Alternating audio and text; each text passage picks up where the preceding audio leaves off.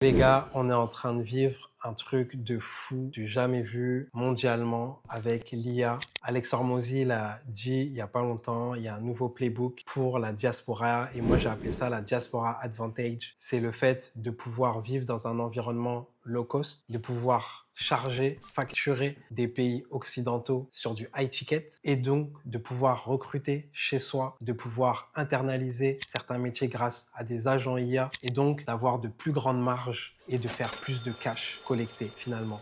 Et là, on a interviewé un des meilleurs profils sur le marché US qui s'appelle Serge Gattari. Il fait 500 000 euros par mois et il est à la course pour devenir l'une des premières agences. Alors c'est même plus AI first, c'est que pour lui, les prochaines billions seront run par un entrepreneur entouré d'IA. Donc des entreprises, des compagnies d'une personne. Et donc là, on a fait une interview avec lui, plus de 2 heures de contenu incroyable. J'ai rien à dire, franchement. Je vous laisse siroter ça, prenez des notes, hyper intéressant, le playbook. Et nous aussi, on lui a partagé le playbook de Code et Média, notre framework en 4 piliers pour accompagner les personal brands de CEO comme lui, justement, pour aller chercher beaucoup plus que du revenu, pour créer des assets, créer du generational wealth, quelque chose qui compound et qui se lègue à nos enfants, parce que c'est ça le but final, en tout cas pour les entrepreneurs qui sont des parents.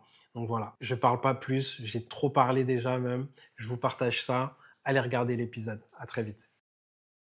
J'ai vendu mon premier client à 700 $ par mois et dans 60 jours, je faisais 10 000 par mois. Dans le prochain mois, j'ai fait 20 000. Le mois d'après, j'ai fait 28 000 par mois. Donc, ça, c'était comme, oh shit. Tout le monde essaie de copier ce que les autres font, mais réalise pas que comme, there is no money to be made dans ce que tout le monde fait déjà. Est-ce que toi, tu te rends compte en fait que tu peux aussi être une représentation du succès pour tout ce qui est les jeunes Africains, par exemple, Ouais. qu'ils soient en Occident ou pas en fait. Aujourd'hui, où ils peuvent se reconnaître en toi très facilement. En fait. You have to almost like overcome toutes tes connexions à ce qui pourrait être. Parce que je vois beaucoup de gens en Afrique qui me DM, qui se disent, écoute, comment ça fonctionne? Comment tu es capable d'être noir puis d'avoir ce succès? Tu as des dreads. J'avais des gars il y a 4 ans qui étaient comme, il avait des dreads puis étaient en train de me questionner. Est-ce que tu ne penses pas que ça va nuire à ton succès? Mais en fait, c'est que tu dois complètement ignorer d'où tu viens. Tu dois presque dépasser toutes tes limiting sources parce que beaucoup de gens se disent, oh, je suis en Afrique, donc ça, je ne peux pas aller vendre en Amérique, je ne peux pas aller créer un brand en parlant anglophone. Et c'est tout des limiting beliefs. Et pour moi, je ne peux pas à la même temps être représentant d'une inspiration comme africaine et aussi combattre on the front in the English market en train de dealer avec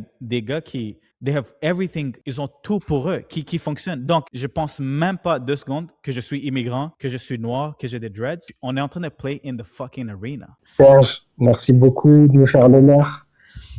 J'ai vu que tu étais enclin à pénétrer un peu plus le marché FR et j'ai sauté sur l'occasion. Je me suis dit, il faut que je l'interviewe. Moi, je parle de toi à beaucoup de gens depuis 1 an, je pense, depuis une bonne année. Tous mes contacts, je leur dis, regardez Serge Gattari, c'est incroyable ce qu'il fait. Et t'as une personal brand qui est intéressante qu'on va essayer de décortiquer parce que je pense que t'es très fort en positionnement. Pour moi, c'est ça ton unfair advantage. Et dans ton positionnement, tu vois, sur le marché français, pour te décrire un peu comment ça fonctionne, t'as d'un côté les startups, de l'autre, t'as tout ce qui est infopreneuriat, coach, etc. Mais les deux, ils se touchent pas, ils se calculent pas, limite ils se toisent, ils se regardent mal, tu vois. Et toi, t'es au milieu. T'as un peu l'approche info-business, mais t'as aussi la compréhension des frameworks, d'intellectualiser le business comme un startup, comme quelqu'un qui vend de la technologie. Ouais. Et moi, c'est exactement là où j'ai toujours voulu me placer, mais tu le fais très bien. Et c'est pour ça que j'avais hâte d'avoir cette discussion pour vraiment décortiquer un peu ton approche. Je te disais enfin un peu, je te donnais le déroulé de cet entretien. En gros, nous, c'est Code et Média. Donc, on est une agence basée sur Code et Média de Naval qui dit justement que Code et Média, ce sont les leviers qui ne nécessitent aucune permission extérieure. Et aujourd'hui, c'est les leviers des nouveaux riches. Donc, tu peux coder un logiciel, le mettre, et c'est scalable, et tu peux générer de l'argent même pendant ton sommeil. Et si tu ne sais pas coder, tu peux créer du média. Ça, c'était ce qu'il disait. Je crois que le livre, il a peut-être 10 ans. Non, je suis pas sûr. Mais en tout cas, ça fait un moment. Et moi, j'ai la thèse que le média, pour moi, a dépassé le code parce qu'aujourd'hui, on veut créer de la personal brand, on veut créer de l'humain. Et en fait, l'humain, vu que le code, c'est une commodité, c'est l'humain qui va départager un peu les entreprises. Et on le voit avec un Elon Musk, on le voit avec un Jeff Bezos, etc. Ouais. Et donc, nous, on a mergé un peu ces deux visions de se dire, OK, on sait comment coder, on sait comment développer des produits scalables et on sait comment créer du média pour nos clients qui vont pouvoir justement aller chercher des résultats encore plus ouf, tu vois. Et donc, on a 4 approches pour ça. C'est Brand OS. Donc, on va étudier l'ossature vraiment de l'entrepreneur, qu'est-ce qui le rend différent sur son marché, ses unfair advantage, ses cicatrices, ses blessures qui font qu'il est unique finalement sur son marché, sa vision de la vie, etc. Ensuite, on va déplier tout ça et les mettre sur des piliers de contenu qui sont Media Engine. Et ensuite, c'est du Cultural Network, donc ça va être des connexions beaucoup avec des médias, booker dans des podcasts, faire de la brand association, parce que la brand, c'est beaucoup de l'association finalement, avec des goats de chaque marché. Tu vois, demain, toi, tu fais une vidéo avec Alex Hormozy, bah, la perception que vont avoir les gens de toi, elle sera pas la même. Donc, c'est beaucoup ça. Et ensuite, c'est Compounding Authority. C'est comment on fait pour que tout ce qu'on a créé là, ce soit des assets qui ne nécessitent pas notre présence et donc qui peuvent se revaloriser sur les marchés, etc. Donc, on va suivre un peu ces 4 piliers qu'on utilise nous dans notre agence pour t'analyser un peu, te présenter au marché FR aussi, tu vois, que les gens comprennent ce que tu représentes. Donc voilà, donc je vais pas te demander de te présenter, parce que ça c'est le truc un peu classique. Moi, je vais plutôt te demander, c'est quoi ton specific knowledge? Qu'est-ce que toi, tu penses que tu as compris que les autres n'ont pas compris dans le business?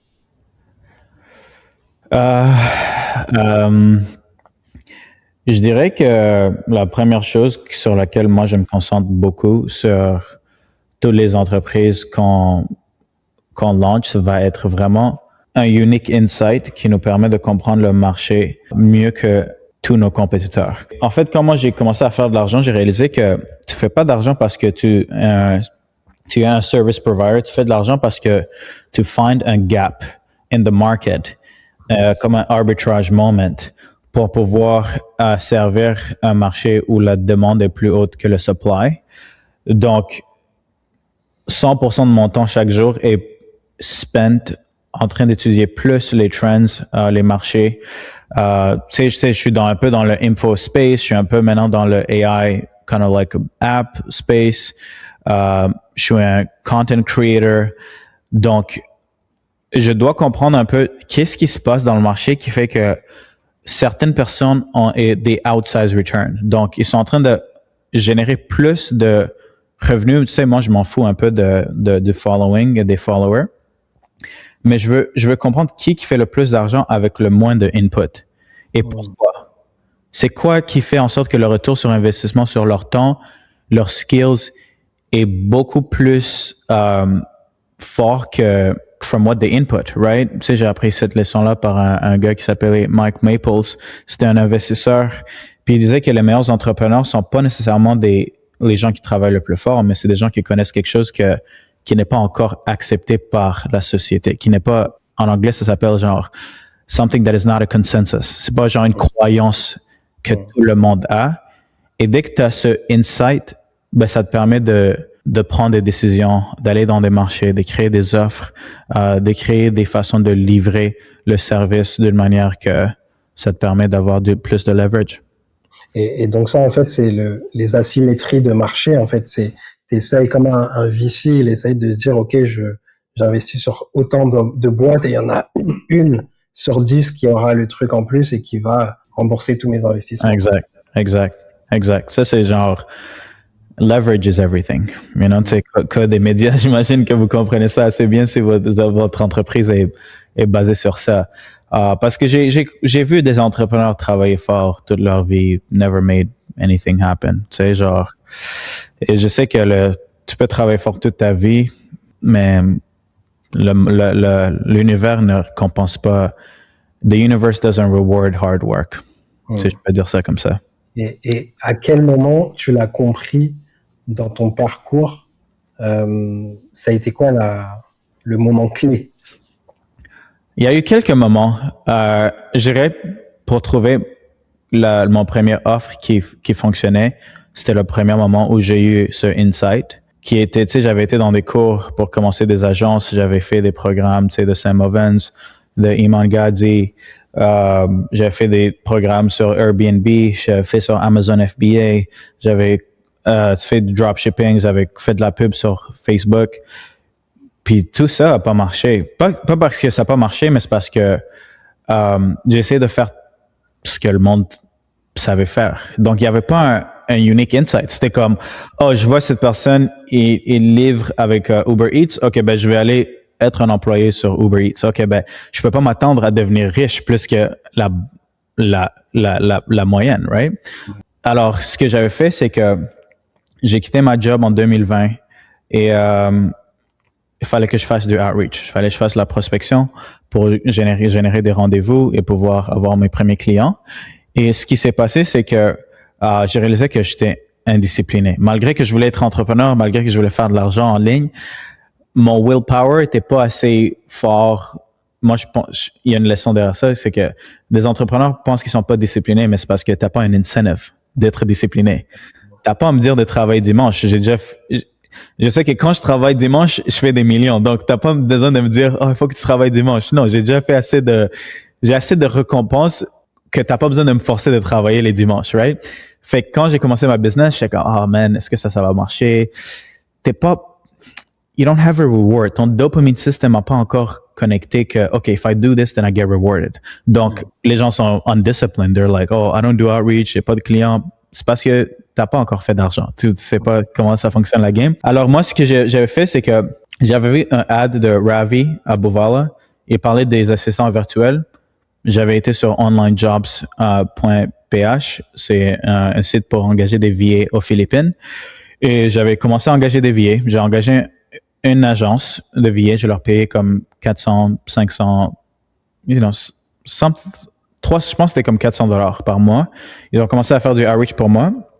Et j'avais signé un client dans comme 2 mois. Et ce client, c'était un coach. Il avait pas d'argent pour la pub. Tu sais, je l'avais vendu un VSL, faire de la pub sur Meta. Mais il était comme, écoute, je t'ai payé 4000 quelques. J'ai pas nécessairement un budget plus pour investir dans les ads. Et j'étais comme, OK, mais je veux pas te rembourser. J'étais comme, est-ce que tu veux que j'utilise le même système que j'ai utilisé pour t'avoir sur un appel de vente, qui était, on va faire du outreach pour toi sur LinkedIn avec un assistant virtuel. Puis il était comme, OK, ouais, je suis down. Alors là, on a lancé la campagne de outreach avec le VA. J'avais juste engagé un autre VA pour faire la prospection. J'ai traîné le VA sur comment faire la job. Et la logique, c'était, on va aller générer des leads, des rendez-vous, avoir un ROI, et après, on va réinvestir dans la pub. Et quand il a accepté, puis que j'ai commencé à faire du outreach pour lui, j'étais comme, I wonder how many other people qui aimeraient le même service. Fait que là, j'étais dans des communautés d'agences qui aussi étaient comme dans la même position que moi. Ils avaient acheté tout ce contenu sur des courses, sur des business models, mais ils faisaient zéro prospection. Alors, j'étais comme, hey guys, j'ai trouvé une façon de faire du outreach. Ça me coûte $3 de l'heure. Et j'utilise un value process où j'envoie un value video. C'était pas nécessairement un VSL, mais c'était comme un value VSL. Et je fais du outreach sur Facebook, sur les réseaux sociaux, Instagram, LinkedIn. Je leur envoie une vidéo et après, ils bookent. Si vous êtes intéressé, je peux vous envoyer une vidéo sur comment ça fonctionne. Et là, la demande était incroyable. Alors là, j'ai commencé à booker des appels. Je faisais le outreach. Pour cette offre-là, je faisais le outreach moi-même sur Facebook. Chaque matin, à 10h, I would spend 30 minutes juste pour faire du outreach. Et je bookais des appels. J'ai vendu mon premier client à $700 par mois. Et dans 60 jours, je faisais 10 000 par mois. Dans le prochain mois, j'ai fait 20 000. Le mois d'après, j'ai fait 28 000 par mois. Donc, ça, c'était comme, oh, shit. Tout le monde essaie de copier ce que les autres font, mais réalise pas que comme, there is no money to be made dans ce que tout le monde fait déjà. Ça, c'était mon premier, genre, holy shit. Ça, c'est comme, là, genre, tu sais, j'écoutais ce venture capitalist qui parlait de earned insights, like these founders know something that others don't. Mais pour la première fois, j'ai eu l'expérience. Puis de 30 000 par année à ma job, à faire 300 000 dans les premiers 4-5 mois de 2021, tu sais. Ça, c'était mon premier insight.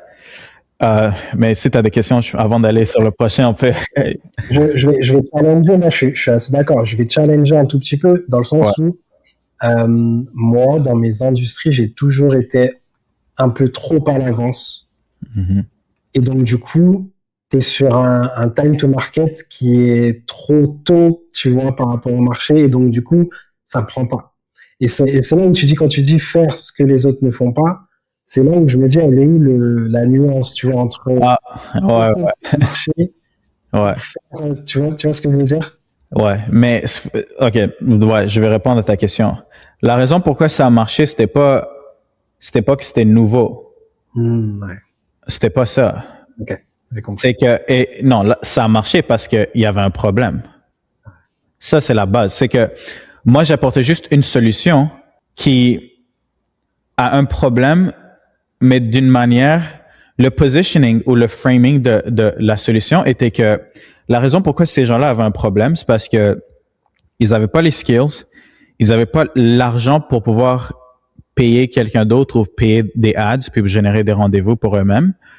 Donc, comment tu peux résoudre un problème des milliers et des milliers de personnes ont, mais d'une manière où ils peuvent le afford aussi. Genre, c'est comme, there's a big pain in the market, come up with a solution that solves this problem de la manière que ce marché va apprécier et va pouvoir afford. Ce que les gens font, c'est que ils vont écouter cette vidéo puis ils sont comme, je dois créer une offre que les autres font pas, mais ils vont pas se baser sur where's the pain? C'est je vois cette nouvelle technologie, surtout avec AI aujourd'hui, tellement de monde sont en train de vibe code des trucs. Oui, c'est bon que tu peux apporter un AI qui peut faire des soumissions ou qui peut genre changer de la manière que quelqu'un fait du appointment setting ou que quelqu'un fait du contenu, mais c'est bête de commencer avec la solution. Il faut que I need to see pain. Genre, il est où le marché? Qu'est-ce qu'ils disent? Est-ce qu'ils ont déjà payé quelqu'un pour essayer de le résoudre? S'ils n'ont pas le pain et que c'est pas la chose that keeps them up at night, ça sert à rien d'essayer d'innover, de créer une solution magique. Pour qui? Right? Fait que pain first, the market first. Et après, va trouver un mécanisme qui peut le résoudre d'une nouvelle manière. Ok. Ouais. On va rétro-pédaler. Samy, il n'a pas pu être là finalement mais il avait des questions pour toi parce que lui, c'est l'expert avec qui on travaille sur Singularia. Il a des questions vraiment deep sur ton identité, toi, en tant qu'entrepreneur. Mm-hmm. Et il me disait, il n'y a pas de vidéo où Serge, il parle vraiment de lui. Tu parles vite fait de quand tu es arrivé à Montréal, etc. Ouais. Est-ce que c'est quelque chose que tu n'as pas activé? Parce que justement, Alex Hormozi, il disait que pour passer de 100 millions à 1 billion, c'est la brand. Et donc, du coup, la brand, ça nécessite aussi qu'on ait ta background story. Ouais. Ta blessure interne un peu, tu vois. Qu'est-ce que tu nous caches? Ouais. C'est sûr que, genre, pour chaque entrepreneur qui est capable de pousser, faire et atteindre un certain niveau de succès et passer à travers les différents périples ou les différents obstacles qu'on a comme des entrepreneurs, c'est sûr qu'il va falloir que tu passes à travers une expérience où genre the way you're raised has to almost like ça doit être te préparer à pouvoir avoir une discipline puis une ambition qui est quand même forte. Moi, c'est sûr que je parle pas beaucoup de mon histoire parce que je trouve que parfois beaucoup d'entrepreneurs, c'est sûr que ça peut aider avec la personal brand et ça peut genre donner un niveau de connexion qui est plus deep avec l'audience. Mais j'ai toujours voulu attendre dès que genre j'atteins tellement de choses où j'atteins mon full potential, puis tu sais c'est dur de définir c'est quand le full potential. Et après dire écoute, malgré mon histoire, j'ai pu faire ça. Hmm. Or in spite of, j'ai pu atteindre ça. Puis genre, je trouvais que ça serait beaucoup plus inspirant que juste commencer à être une victime à gauche, à droite sur les réseaux et parler de tout. Mais je peux te donner genre juste un petit quick backstory. Donc moi, je suis né en Afrique, Rwanda. J'ai 4 frères et j'ai été élevé par ma grand-mère. Puis après, j'ai move au Canada. Mais tu sais, j'avais passé 10-13 ans sans mes parents, en fait. Donc, j'ai été raised par ma grand-mère, par mes oncles à gauche, à droite. Et ma famille était au Canada. Donc, ils ont immigré, presque en 2000 quelques. Et donc, pendant 10 ans, j'ai juste été élevé par cette grand-mère qui, elle était plus avec, mon grand-père. Et she was like mon grand-père avait eu une autre femme. Donc, she just raised us to be, she was a strong woman and she raised us to be, d'une manière que, genre, ça m'a vraiment donné un exemple. Je sais pas comment le décrire en français, mais it really just inspired me at least to grow up in a way qui m'a donné un duty. Puis quand je suis venu au Canada, j'ai regardé comment ma famille travaillait fort pour pouvoir genre take care de moi et mes frères et pour pouvoir venir ici, tu sais, travailler genre 7 jours sur 7, multiple jobs. Et quand j'ai immigré, beaucoup de gens immigrent. Tu sais, je parlais déjà français, je parlais déjà anglais, tu sais, j'étais assez éduqué. Mais beaucoup de gens vont immigrer puis juste penser que c'est une opportunité. Tu sais, ils ont hâte de pouvoir vivre en Amérique, au Canada. Mais ils prennent pas ça au sérieux. C'est comme si genre, OK, I'm just gonna have a better life. Je vais pouvoir profiter, avoir du fun. Mais moi, j'ai pris ça un peu différemment. Je me suis dit que si jamais j'ai l'opportunité de pouvoir immigrer, pouvoir venir au Canada, en voyant comment ma famille travaille fort, j'étais comme, I'm not going to waste it. Right? Parce que j'avais vu un exemple de c'était quoi travailler fort. En tant que jeune enfant ou jeune adolescent, je me dis toujours que la chose que tu peux faire pour rendre ta famille comme fière, c'est juste prouver que leur effort, leur sacrifice ont mené à quelque chose de positif. Donc, j'ai toujours eu ça derrière moi, à être comme, I'm going to make my family proud by making sure that all the sacrifices were worth something. Donc, j'ai toujours pris des décisions qui étaient un peu plus risky, mais calculées aussi, parce que je voulais pas non plus aussi travailler fort 7 jours jusqu'à mes 50 ans, 60 ans. Donc, il fallait que j'ai un peu plus de levier avec cette journée-là. Mais ouais. Donc, puis ça. Mais il y a aussi beaucoup d'autres choses que un jour je vais partager. It's gonna come. Bon dire, c'est là. Ouais. Déjà, bon anniversaire en retard. Merci. Ouais. Tout à l'heure, tu parlais des business que tu avais essayé. Aujourd'hui, maintenant que ça a marché, comment tu fais en fait pour avoir encore cette dopamine, comme tu dis, ressentir encore cette satisfaction et de vouloir recommencer, viser encore plus haut, même quand tu as atteint tes objectifs en fait. Enfin, tes premiers objectifs en tout cas. Ouais, je pense que pour moi, c'est un peu bizarre parce que j'y pense pas trop. J'ai l'impression que c'est juste ça que je sais faire. Genre, j'ai presque pas de vie en dehors de ma carrière ou de ma business. Puis je pense que, tu sais, beaucoup de gens vont penser que c'est négatif ou c'est triste. Mais quand tu deviens bon à jouer à un jeu, ça devient, c'est comme t'es bon à quelque chose. Donc, c'est presque devenu ma passion parce que je suis devenu bon. Mais ça, le truc, c'est qu'il faut que tu deviennes bon en premier parce que the game of business, it's not easy. Je dirais que I have it easy dans le sens que comme, j'ai pas à me forcer ou à penser, à essayer de créer un nouveau but pour se dire, OK, je dois faire 1 million par semaine pour pouvoir mettre encore de l'effort ou sacrifier plus de temps. Je suis juste vraiment curieux avec la game parce que j'ai vu qu'est-ce que ça peut faire quand tu deviens bon à quelque chose. Donc, I treat business comme une façon pour moi d'élever mes capacités puis voir qu'est-ce que je suis capable de faire. Parfois, tu sais, business is just a numbers game. Donc, tu te dis que je dois faire tel chiffre, après tu le fais, après the next one comes. Mais maintenant, avec AI, je trouve que le monde change vraiment. Donc, j'ai presque un peu un nouveau type de genre motivation qui est que I have the duty de comprendre où le monde va et c'est quoi le futur du business parce que beaucoup de gens ne savent pas que le business is going to change.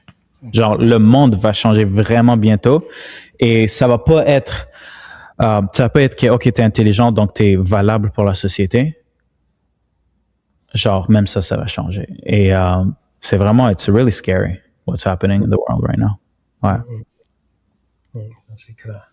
Ouais. Et moi, avant de passer à la suite, j'ai une théorie avec l'IA et le fait que beaucoup de choses, en tout cas, la création de produits, etc., deviennent des commodités. Ouais. Et que je pense que, tu vois, toi, tu représentes un peu nous, en France, on dit enfants d'immigrés, et donc, du coup, des gens qui ont immigré, qui sont partis de l'Afrique et qui ont make it en Occident. Et je pense qu'il va avoir ce que j'appelle le diaspora advantage, de pouvoir, il n'y aura pas besoin forcément d'immigrer maintenant pour pouvoir faire autant d'argent. Ouais. Et donc, aujourd'hui, tu vas pouvoir créer des produits et des services, servir des marchés US ou européens depuis l'Afrique avec des outils. Et Alex Hormozy, il a fait il y a eu un clip dessus où il parlait avec un entrepreneur arabe, je crois. Mm-hmm. Et il lui disait, moi je suis en Égypte là, actuellement je vis en Égypte, et il lui disait que tout ce qu'il faut pour le marché US, c'est l'accent. Si tu as l'accent américain, ça suffit. Pas besoin d'être sur place. 100%. Et quand il a dit ça, on lui dit, tout va changer. Tout va changer au niveau même de la géopolitique, etc. Mm-hmm. Si on apprend à faire, à comprendre l'économie et l'impact économique depuis chez nous, enfin, il y a beaucoup de choses qui vont découler. 100%. Non, je me dis même que éventuellement, tu n'auras même pas besoin d'accent parce que il y a des business models aujourd'hui que tu peux run sans vraiment même prendre des appels de vente ou faire du contenu. On est en train de travailler sur notre plateforme, puis un de nos buts, c'est vraiment de faire de l'argent end-to-end avec AI sans jamais engager quelqu'un, sans jamais faire quoi que ce soit. Puis mon head of engineer, il essaie de prouver ça. Puis ce qu'il a fait, c'est que il a lancé quelques AI agents sur notre plateforme Cook à aller voir différentes opportunités dans le marché. Puis il y a c'est ce trend de Etsy Stores puis vendre genre des PDF sur Etsy.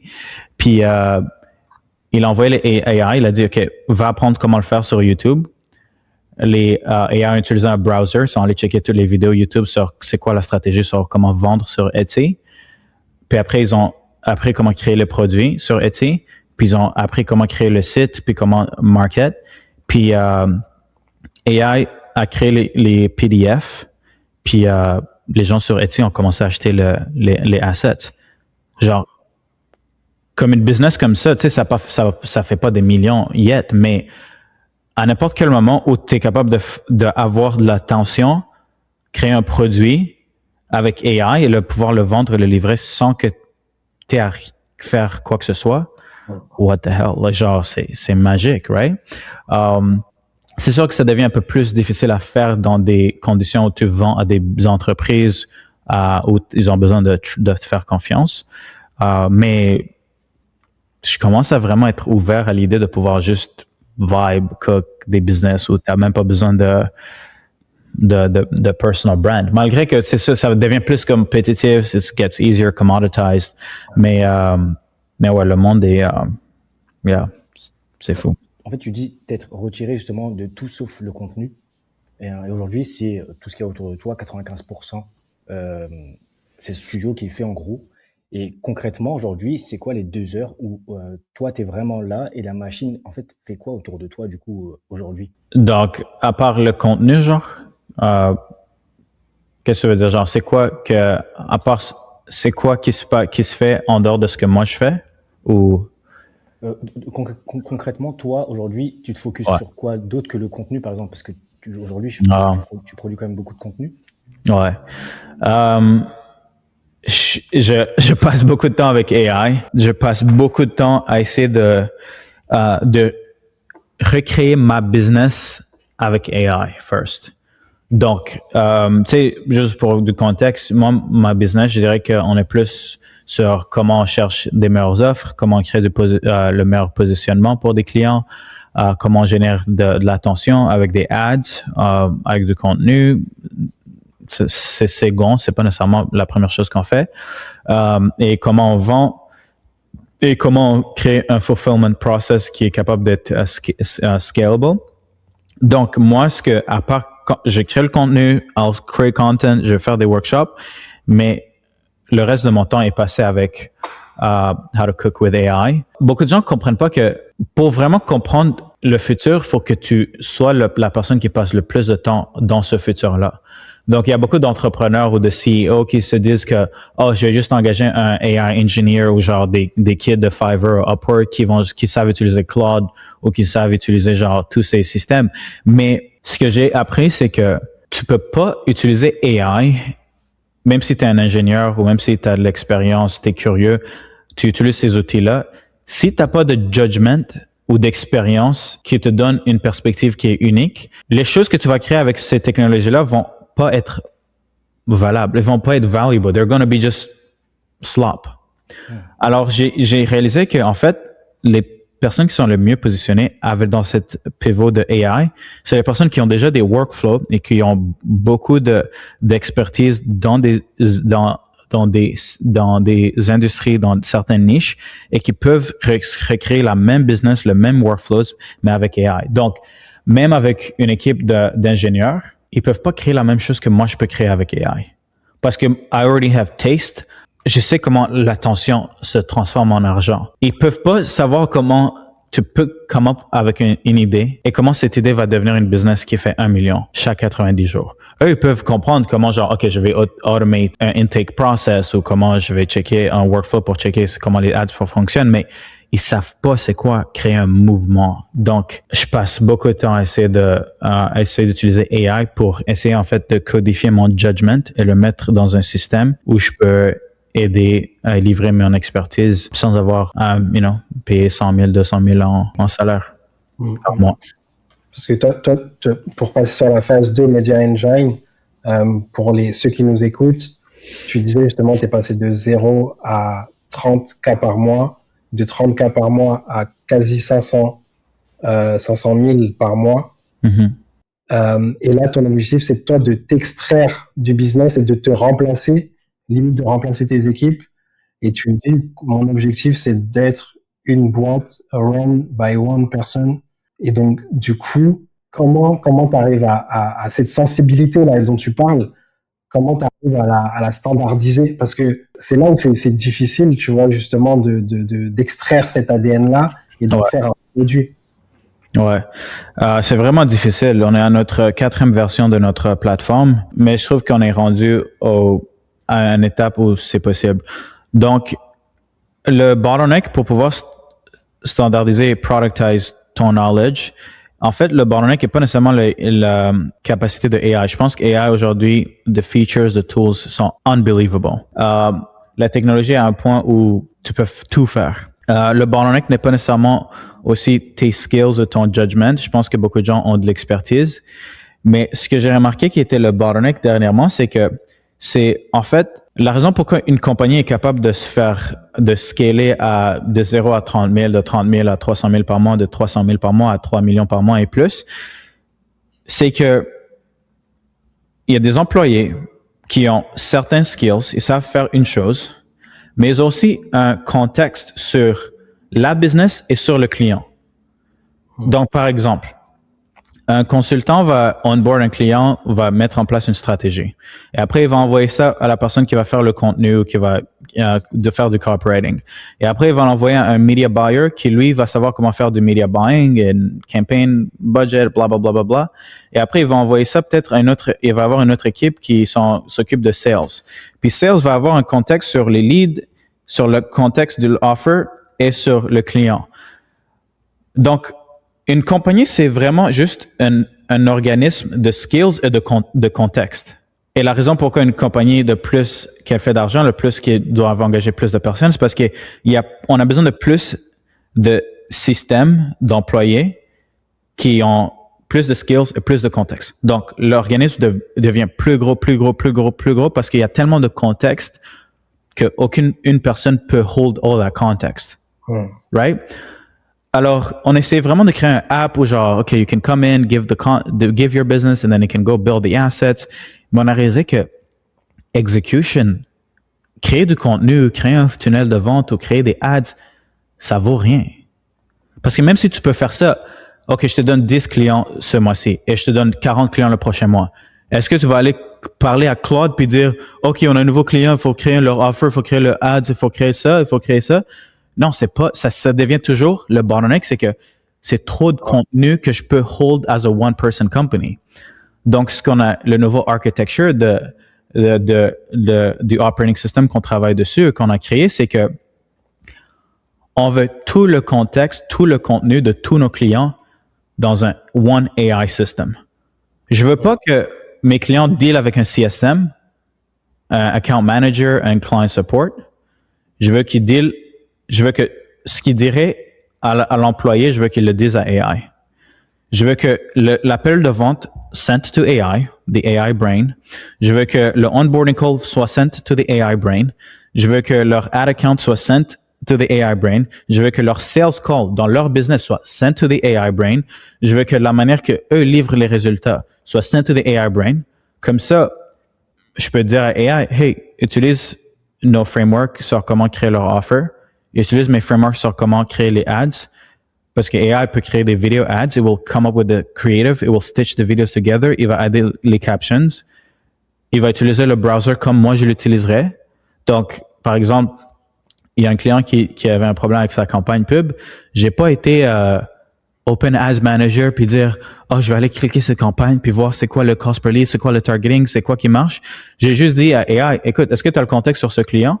Ouais, j'ai tout. Je sais son offer, je sais son niche, je sais c'est quoi qui s'est passé dans les derniers 3 mois, 90 jours.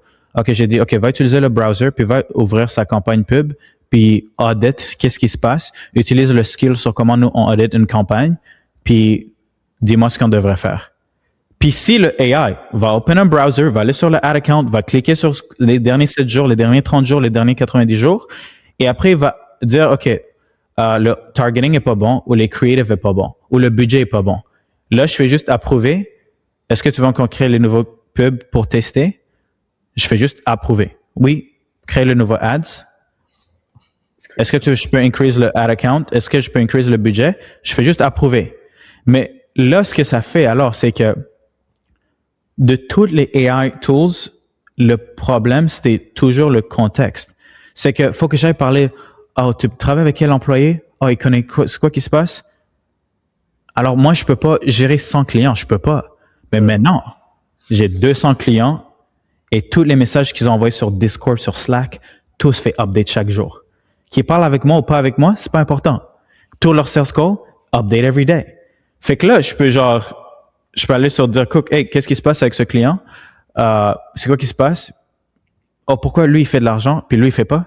Parce que lui, son offer est dans ce niche, il a ses ads. OK, parfait. Est-ce qu'on peut implémenter ça pour l'autre client? Donc, c'est un peu genre sur ça que puis ça prend, il faut que tu pushes. You gotta, I have to run one person company that does $1 million a month. Comment je fais ça? Mais beaucoup de gens sont plus still stuck in like, je crée un système à la fois. Non. I want to cook. Et ça, tu sors les entrepreneurs eux-mêmes de leur business au final. Je crois que elle va tout faire. OK, je vais expliquer pourquoi je vais résoudre ce problème. Tu sais, j'avais pas besoin de devenir un AI founder. C'était pas ça le but. Moi, mon but, c'était toujours Je vois tous ces gens qui achètent des programmes, qui veulent être entrepreneurs. Puis je suis comme, il y a des gens vraiment ambitieux, mais ils fail parce que il y a tellement de obstacles qu'un entrepreneur doit dealer avec. Un, tu dois savoir comment créer une business, tu dois savoir comment vendre, tu dois savoir comment advertise, tu dois savoir comment onboard un client, tu dois savoir comment engager des gens. Mais même si tu étais capable d'acquérir tous ces skills-là, tu dois apprendre comment te gérer toi-même comme humain. Gérer ton système d'émotions. Est-ce que tu bois l'alcool la fin de semaine, puis là, ton dopamine system is all fucked up. Fait que là, t'as pas envie de travailler le dimanche. Fait que là, tu travailles pas dimanche, puis là, t'es comme, I don't feel like doing. Fait que là, tu scrolls sur les réseaux sociaux, mais tu sais pas que le système sur les réseaux sociaux fonctionne pour te donner de dopamine, le plaisir, mais c'est cheap dopamine. Donc, ton système est encore plus, it just shuts down even more. Fait que là, t'es comme, OK, ça fait 1 an que tu essaies de lancer une business, mais là, tu sais pas pourquoi t'as pas de motivation, mais c'est parce que t'as du cheap dopamine, cheap pleasure all day, every day. Ou genre, the world is against the entrepreneur. OK? Donc, moi, j'étais comme, OK, je peux essayer de coach, je peux essayer de donner un cours, je peux essayer de faire done for you, mais je vais still pas être capable de te rendre successful.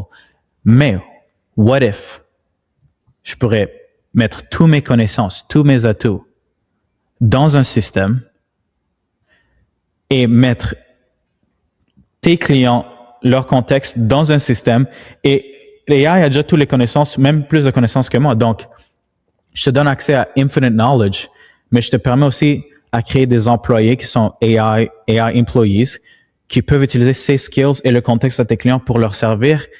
Et là, tu fais juste vendre des outcomes.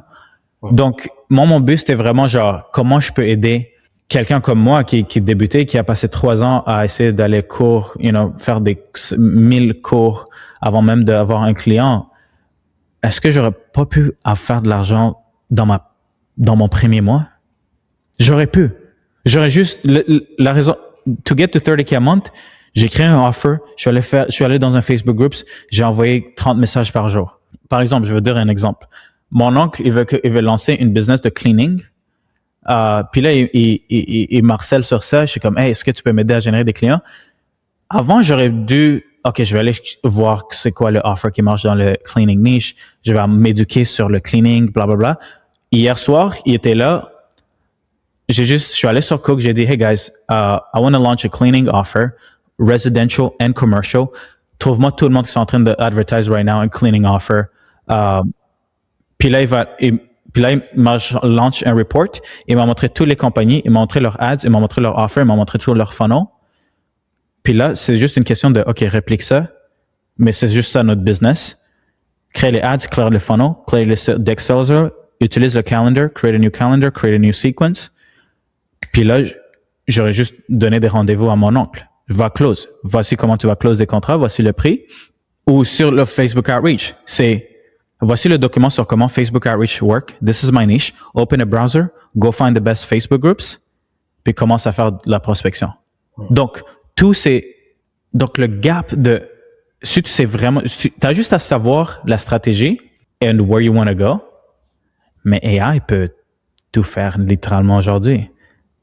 Right? Ouais, mais c'est un monde vraiment, mais je sais pas ça va être quoi les conséquences. Moi, mon idée, ma thèse, c'est que le gap entre the best and the average, tu sais, avant, c'est there's the 1%, puis il y a le reste du marché. Je pense que ça va être genre, oh my God, le leverage que les gens qui comprennent qu'est-ce qui se passe dans le monde aujourd'hui. Je pense que moi, je vais pouvoir être capable de faire 100 fois plus. Je vais pouvoir être capable de créer 100 fois plus de valeur avec 100 fois moins d'employés. Ce qui veut dire que, genre, présentement, j'ai pas de CSM, j'ai pas de account manager. J'ai juste dit, écoute, guys, on peut pas continuer à run la business comme ça parce qu'il faut aussi que you gotta trace a line in the sand puis dire, voici le futur. Et si on est pour rendre ce futur possible, il faut arrêter de travailler comme on travaillait avant. Parce que beaucoup de gens sont encore running these big, bloated, comme organizations, puis ils se disent, oh, we're going to be AI first. Non, ça marche pas. Il faut que tu sois catégorique. Ouais. Je suis totalement d'accord. Ouais. Toi, sur la partie peut-être un peu plus média, est-ce que c'est comme ça que tu t'es dit, j'ai un insight et tu l'as appliqué? Est-ce que tu l'appliques dans toutes les tranches de ton business, dans le sens où Même sur le contenu, par exemple sur YouTube, je ne vais pas faire comme les autres. Sur le hiring, je vais pas faire comme les autres. Etc. Est-ce que t'empiles finalement les moves contrariennes comme ça? Ouais. 100%. Parce que maintenant, c'est plus assez de juste avoir un bon produit. Surtout sur le contenu. Présentement, je pense que le contenu change vraiment beaucoup. Je sais pas si ça va répondre à ta question directement, mais maintenant, les algorithmes, c'est très fou le monde dans lequel on vit présentement, mais je disais ça à un client que l'algorithme est littéralement rendu Dieu. Dans le sens que it decides everything. Ça décide si tu vas faire de l'argent, ça décide si tu vas être heureux, ça décide si tu vas, qui va voir ton offre, ça décide tout. Et maintenant, je voyais des investisseurs qui disaient que vaut mieux être sur l'algo puis avoir des eyeballs et avoir de l'attention que être milliardaire. Parce que ça, c'est plus dur à acquérir et à atteindre et à sustain qu'à faire des milliards. Moi, j'ai une question. En fait, tu vois, aujourd'hui, dans le marché, tout le monde dit que l'attention est morte, il faut faire court, il faut créer du contenu un peu plus court, etc., etc. Toi, tu fais 2 heures à 5 heures de contenu. J'ai déjà regardé tes webinaires, 149 pages, des fois, Ouais. Google Doc. Oh yeah. Et ma question, c'est pourquoi aujourd'hui le format long marche aussi bien pour toi? Je dirais que c'est pas qu'il marche aussi bien que pour moi, mais il marche extrêmement bien sur ce qui est la conversion. D'accord. Parce que beaucoup de gens vont se dire, OK, je vais faire du short form, mais ils comprennent pas que ça va prendre 2 ans avant que tu aies assez de goodwill et de trust dans tes prospects pour pouvoir leur convertir. Right? Donc, moi, je me dis que maintenant, je commence un peu à entrer dans le short form pour pouvoir juste post and flood the algorithm. Mais le long form va toujours être le meilleur pour faire de l'argent et créer du trust. Parce que, tu sais, genre, quand je disais mon premier mois où j'ai fait mon premier million dans 90 jours, j'avais juste 5000 subscribers sur YouTube. 5000. Question sur ça. Ouais. Donc, c'était pas parce que j'étais le plus connu, mais c'était parce que le amount of value per second, le amount de trust, de assets et de temps que les gens avaient passé avec moi était 10 fois, 100 fois plus que tous les autres creators. Right? Mais aussi, je me focalisais sur pain, of course, solve hard problems. Donc 500K par mois sur 5000 abonnés. Ouais. Donc c'était jamais le reach. Du coup, c'était quoi le vrai mécanisme qui transforme une petite audience en ce chiffre-là? C'est comme tu disais, peut-être le trust. Non, c'était pas juste le trust. Le trust, je dirais, tu sais, je faisais des webinars ou long form content, kind of like one-to-many sales. Okay. Donc, le conversion mechanism, ça, c'était Insight One. Pour faire 500 000, parce que je suis passé de 50 à 80 000 par mois à 300 000, à 350 000, à 580 000 cash collected, tu sais, chaque mois. Et j'avais du leverage sur comment je vendais. J'avais pas une équipe de vente de 5 closers. J'ai jamais eu plus de 2 closers dans mon équipe. Right? J'ai même jusqu'au mois où on a touché genre 940 000 dans 5 semaines. Et ça, c'est leverage in how we sell. Donc, au lieu d'avoir une équipe de vente et de setters qui sont en train de yap à gauche, à droite, en train de spam everyone, c'était, écoute, guys, join this one event, 500, 300, 400, 500 personnes in one room, et built an amazing presentation, pitch an offer, limit it in the next 24, 48 hours. Donc, créer une offre où ils peuvent pas dire non ou qu'ils peuvent pas acheter à un autre moment. J'ai fait ça dans un mois, dans le mois de septembre. On est parti de 100 000 revenus à 330 000 cash collected. J'étais comme, OK, mais ça vient de marcher. Je l'ai refait encore. On a fait 350 000. Je l'ai refait encore 580 000. Mais une autre insight qui a fait en sorte que ça a marché, c'est que je m'alignais avec des trends. Donc, moi, je fais jamais une offre qui est pas bigger than me. Donc, c'est pas comme si je vais sur YouTube et je suis comme, hey, gars, ou sur le webinaire, puis je suis comme, hey, guys, je suis vraiment la personne la plus intelligente. Vous devrez acheter de moi. Non. J'ai come up with an insight que eux, ils sont déjà au courant que this is going to be big. Et je deviens juste le véhicule dans lequel je deviens le véhicule le plus Logique. pour leur aider à bridge the gap et avoir la transformation qu'ils désirent. Donc, par exemple, short form content started, je pense, 2021 ou 2022. Puis, il y avait une opportunité où le supply était low, puis la demande de short form content était huge. Donc, on a créé un playbook sur comment launch un short form content agency. La demande était, les gens savaient que c'était logique, c'était une opportunité qui est là. Et Serge a mis un playbook. Il a déjà un case study. On a aidé un client à faire de 0 à 20 000 dans une semaine, right? Donc, c'était logique. TikTok et UGC. C'était un big trend. C'était pas Serge. Mais Serge avait aidé un client à faire 0 à 66 000 dans cette semaine. Donc, moi, c'est comme, OK, je vois parce que je crois réellement que moi, je peux pas changer la vie à quelqu'un en lui disant de faire comme tout le monde. Donc, moi, ma job, c'est de trouver, hey, where's an arbitrage moment où la demande est plus grande que le supply. Et moi, chaque jour, avec nos clients, c'est ça qu'on fait chaque jour. On choisit le marché, le offer, qu'on est sûr qu'il y a une plus grande demande que de compétition. Et then we scale the offer. C'est sell one to many, but make sure that the movement is bigger que ton service de, OK, on fait des ads ou on fait des systèmes ou on t'aide avec client acquisition. Non, personne, on s'en fout de client acquisition. Donc, je leur vends quelque chose qui est presque garanti. Et l'Insight 3, est-ce que c'est pas le business model dans le sens où, moi, quand je t'ai découvert, tu parlais de build and release. Ouais. En fait, ça a pété ma tête. Je me suis dit, mais c'est quoi ce truc de fou? Ouais.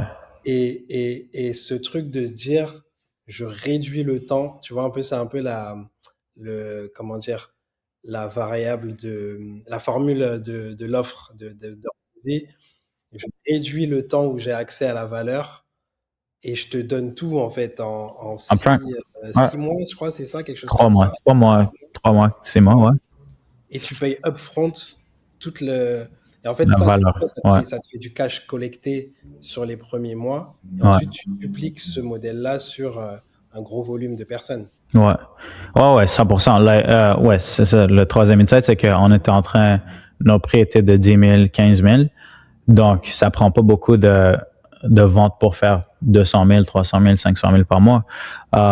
Et le truc, c'est que on a implémenté tous les systèmes, tout le offer, tout ce dont ils avaient besoin pour pouvoir avoir la transformation. On vendait pas nécessairement des cours comme tout le monde. Tu sais, beaucoup de gens vendent des courses comme à $1,000, 2,000, 3,000, mais c'est comme personne va.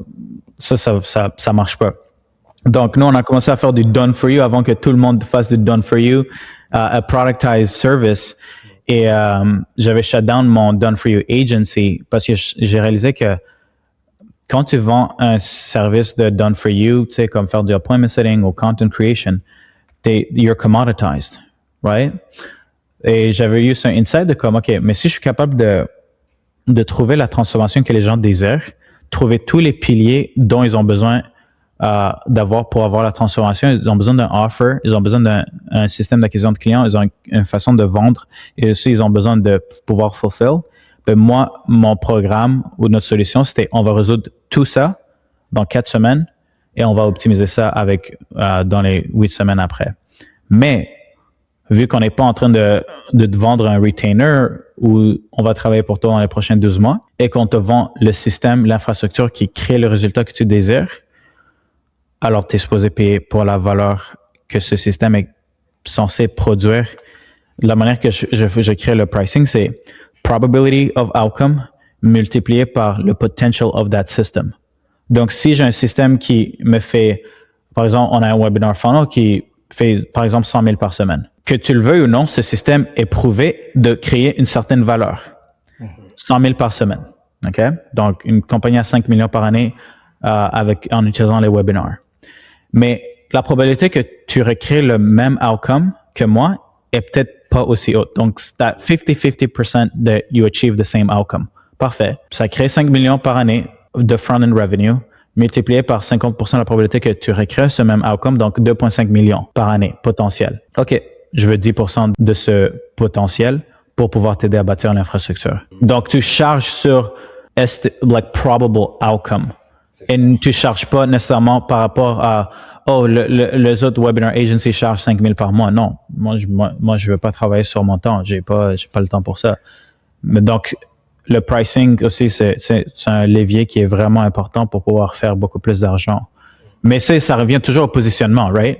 Il faut que tu saches comment positionner tes offres. Et ça a vraiment changé.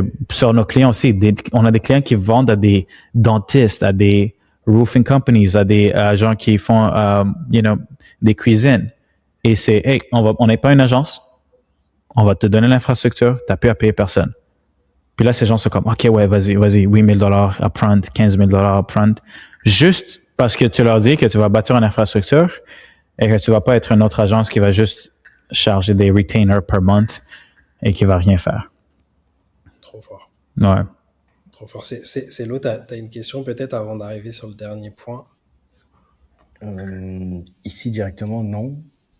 Mais peut-être, si j'avais une question qui m'était passée par la tête tout à l'heure, c'était pas tant du business, mais c'est lié aujourd'hui. Est-ce que toi, tu te rends compte en fait que tu peux aussi être une représentation du succès pour tout ce qui est les jeunes Africains, par exemple, qu'ils soient en Occident ou pas, en fait. Aujourd'hui, où ils peuvent se reconnaître en toi très facilement, en fait. Est-ce que ta question c'était est-ce que je pense à ça? Ou est-ce que c'est est-ce que je pense à être genre un symbole de hey, you should be like genre. Je vais couper pour rajouter parce que c'est l'autre question. Ouais. Et je te donne du contexte. Nous, on a un client qui s'appelle Frédéric Utua qui fait de 0 à 60 000 abonnés en 6 mois, 5-6 mois, et qui est que sur le marché afro. Wow. Donc, il est en France, il fait en moyenne peut-être 50 000 à 200 000 vues. Okay. Par vidéo. Wow. Il génère 200 rendez-vous par vidéo en organique avec un taux de 10% sur du high ticket en Afrique. Oh my God. Ok, incroyable. Ouais. Et en fait, lui, il me dit, sa thèse, c'est que les entrepreneurs en Occident négligent le marché africain et que, en fait, le marché africain, c'est là où il y a les plus gros consommateurs de réseaux sociaux et ça va arriver par ricochet de formation, de contenu, business, etc. Et donc, du coup, pour rajouter, parce que toi, je sais que ton incentive, c'est le business. Est-ce que tu te projettes justement sur devenir une figure de cette réussite Je dirais que pour pouvoir réussir dans le marché anglophone, américain, canadien, européen, parce que, tu sais, mon brand est... jusqu'à, je dirais, 1 année ou 2 ans, j'avais pas de clients même au Canada. Genre, c'était moins que 2% de nos clients. Tous mes clients, c'était Amérique, Australie, Europe, UK, South America.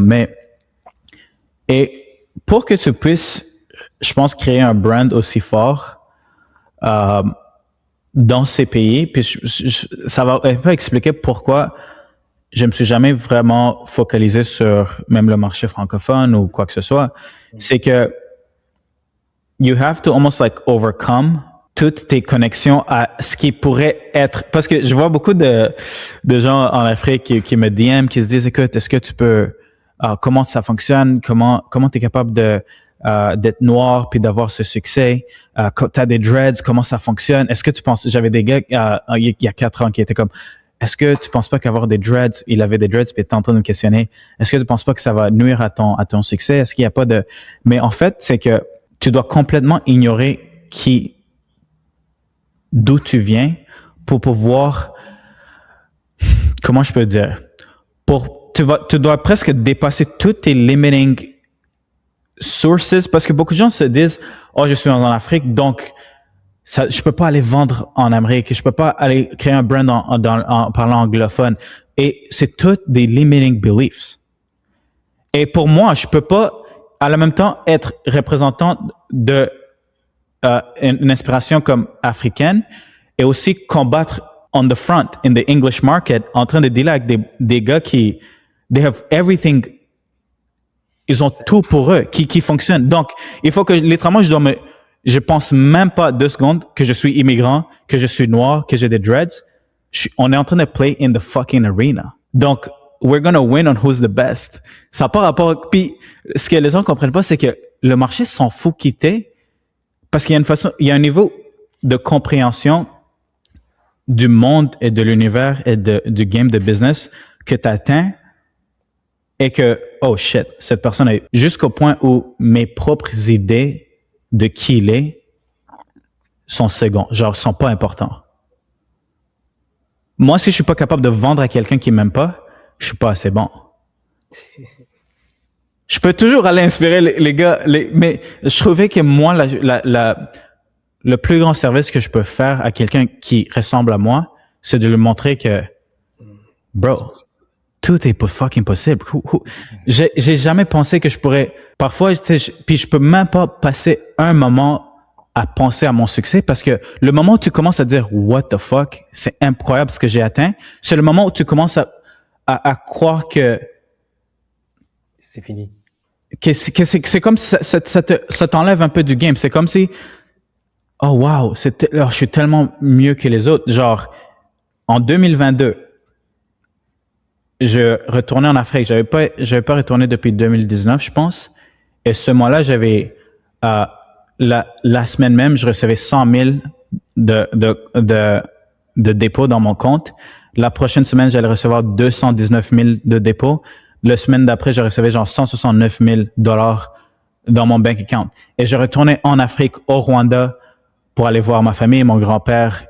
Et comment est-ce que je retourne dans cet environnement-là?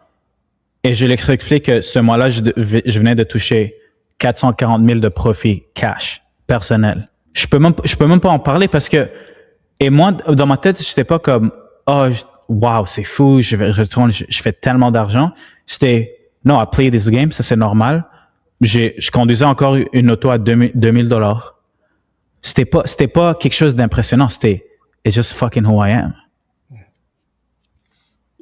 Et là, ça me permet d'aller retourner dans la game. Donc, dans aucune seconde, j'ai aucun moment where I think that this is fucking luck. Okay, there is luck dans la façon que je joue le jeu où I want to be lucky. Mais j'ai pas de pensée en moi dans lequel je me dis que, oh, I have the world against me. Non, c'est comme, je dois devenir assez bon pour pouvoir créer n'importe quel type de succès que je désire. Et je trouve que beaucoup de gens, que ce soit immigrants ou que ce soit des gens qui sont dans le marché francophone il y a toujours des limiting beliefs où ils se disent que comme, est-ce que, c'est parce qu'ils they have it good, parce qu'ils font ça, parce que, Serge, non, je suis un immigrant. J'ai eu une job où je parlais anglais, mais ma langue maternelle n'est pas anglophone. Je suis pas anglophone. Mais j'ai fait tellement de contenu et que j'ai créé une business où c'est tout anglais que maintenant je parle je parle plus anglais que je parle français. Mais je suis dans une province française, francophone. Mais je pense que, ouais, un jour, dès que j'ai AI, je peux aller dans le marché africain, je peux aller au Rwanda, je peux dire, guys, OK, go cook. Parle-y en Kinyarwanda si tu veux. Mais maintenant, je peux pas être dans le marché anglophone, francophone, parler toutes ces langues. Ça crée un entropy, puis c'est dur à scaler différentes offres. Donc le marché français, là, c'est pas forcément une cible pour toi. C'est comme ça qu'on s'est parlé là, lors Ouais. du Q&A. Et tu me disais, stay on your lane. Ouais. Dans le marché français. Ouais. Donc toi, parce que tu vois les possibilités en fait du marché français là, c'est ce que tu disais avec Tim. Shout out à Tim dans le podcast précédent que j'ai beaucoup aimé. Mais j'ai l'impression que tu te rends pas compte à quel point il est compliqué. Et donc, du coup, les conseils, je sais pas s'ils sont accurate, tu vois. Ouais, je sais. Je sais que la France, c'est un peu tough. Mais, tu sais, il y a le marché, je pense qu'il y a le marché francophone en France, il y a le marché francophone au Québec. Puis je dirais que moi, si j'étais en France, j'essaierais plus le marché aussi québécois. Parce que c'est intéressant, mais le marché québécois, je trouve qu'il il est un peu plus négatif. Dès que tu commences à faire beaucoup d'argent, ils sont un peu plus comme Mais je trouve qu'il y a des business.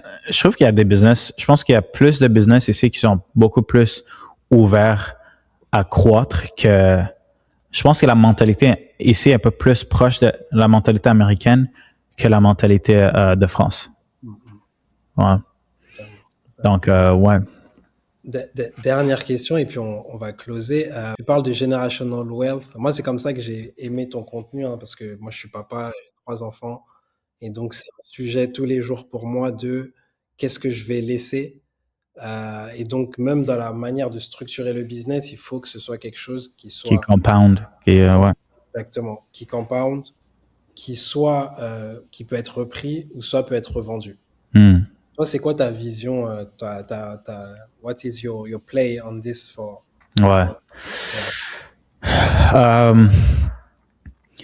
Je dirais que moi, j'ai pas encore un gros focus sur structurer la business in that sense of the way. Je dirais que moi, ma mentalité sur le generational wealth commence plus sur... J'essaie de choisir des problèmes qui sont assez importants pour que, inévitablement, même si j'atteins 1% of the way to solving that problem, que ça représente un score assez big enough que genre, everyone is taken care of, right? J'essaie d'éviter de jouer des jeux où c'est comme, tu sais, je pourrais commencer des agences à gauche, à droite qui font 50 000, 100 000 et plus par mois. Mais la raison pourquoi j'ai pris le risque de rentrer dans AI, c'est parce que je pensais que j'avais l'opportunité de pouvoir résoudre un problème assez important pour assez de personnes et que pour une fois, j'avais l'opportunité de pouvoir créer quelque chose qui est plus grand que moi. Maintenant, malgré que, tu sais, je suis toujours à la face de la compagnie, que je fais le contenu, mais je trouve qu'on a un produit maintenant c'est pas Serge anymore, right? Like, c'est sûr que c'est Serge la face, mais we're at a point où genre le produit peut être bigger than me. Et mais aussi je trouve que inspirer les autres à travers tes propres achievements, je trouve que c'est la chose la plus importante, dans le sens que si tu es capable de be great, achieve greatness toi-même, même si tu laisses rien, je trouve que les gens vont avoir plus de bénéfices à te voir changer et à te voir atteindre tes propres rêves que tu peux laisser quelqu'un 1 million, tu peux laisser quelqu'un une business à 10 millions, tu peux aller créer une compagnie à 100 millions, mais personne va pouvoir sustain ton succès parce que ils ont pas passé à travers tous les all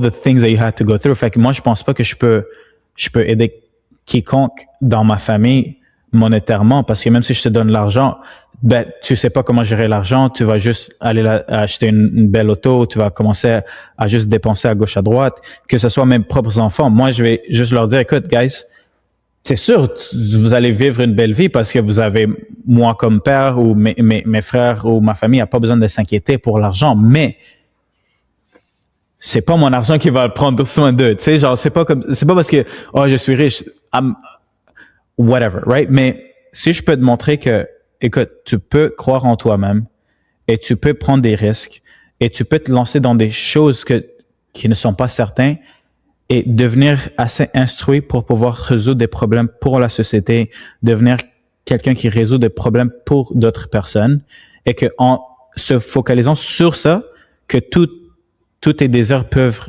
se manifester.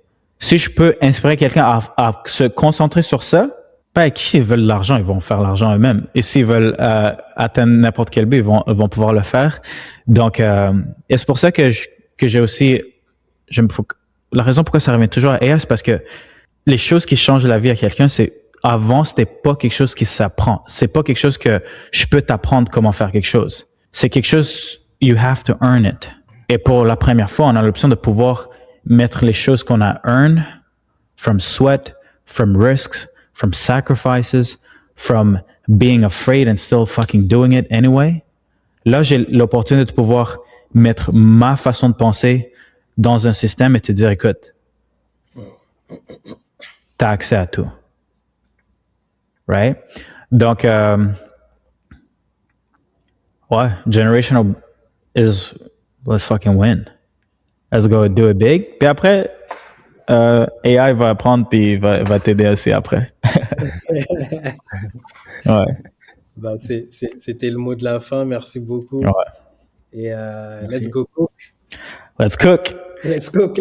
Mais ouais.